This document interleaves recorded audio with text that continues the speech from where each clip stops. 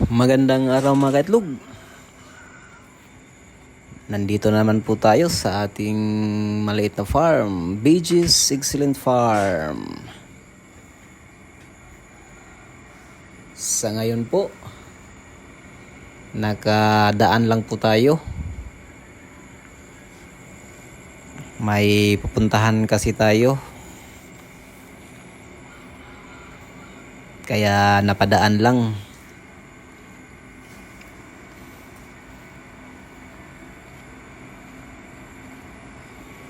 Titingnan lang po natin yung ating farm, yung tanim po natin.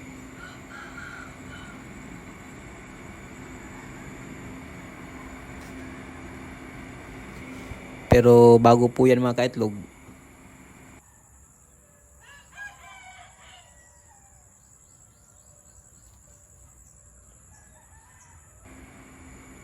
intro po muna tayo.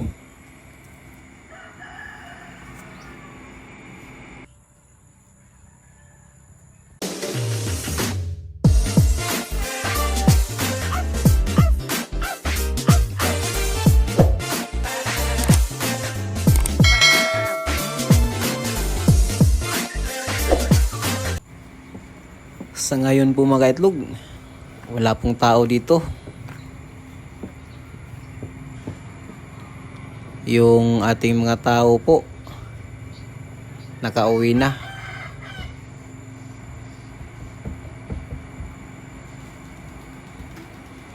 Babalik lang po sila dito pag magpapakain na. Mamayang hapon po, yung pangatlo nilang papakain. Yan po yung layer building number 1 mga kaitlog. Pero di po tayo papasok. Dito lang po tayo sa labas.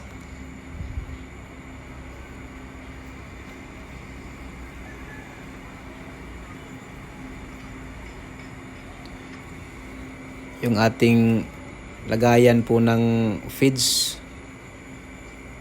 kailangan na pong i-repair yan, pero wala pa pong budget.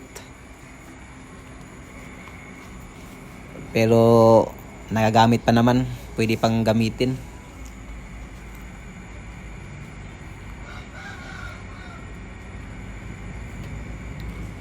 Yung ating farm po mga kaitlog, medyo madamo na naman.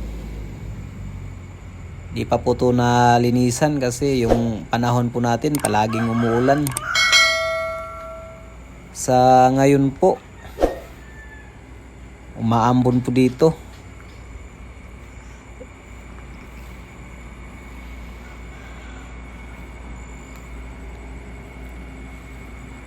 Pag palagi pong ganito yung panahon, baka di po natin ito mapa-grass cutter.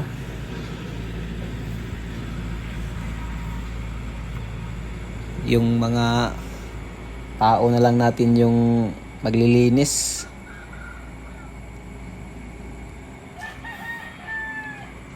Para yung pambayad ng grass cutter sa kanila na lang.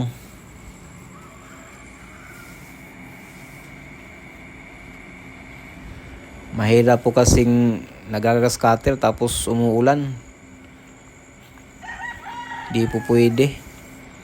Masisira po yung grass cutter nila.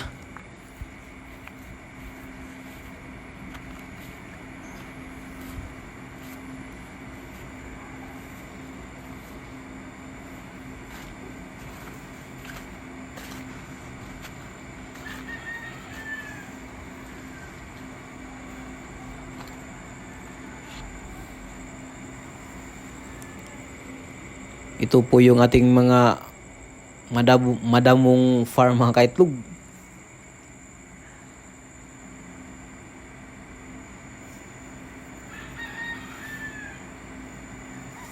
Siguro pag nakabalik ako dito tapos maglilinis sila, baka tulong tayo.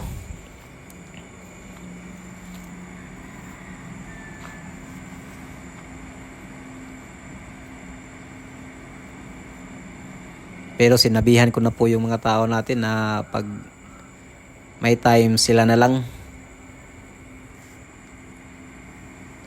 Yung ating kalamansi hindi pa po na linisan yung gilid, yung ano nila, gilid ng tanim.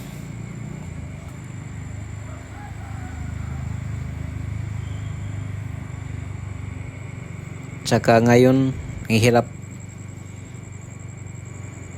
hanapin yung ating kalamansi.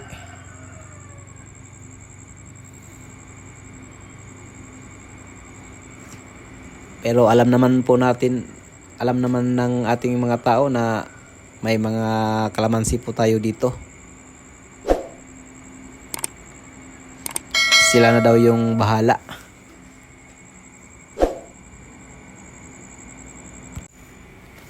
Yun lang po yung ating update mga kaitlog, yung konting update natin. Tumingin lang po tayo, napadaan lang po kasi tayo dito. Dito po sa ating madamong farm, BG's Excellent Farm. So don't forget to subscribe mga kaitlog. Salamat!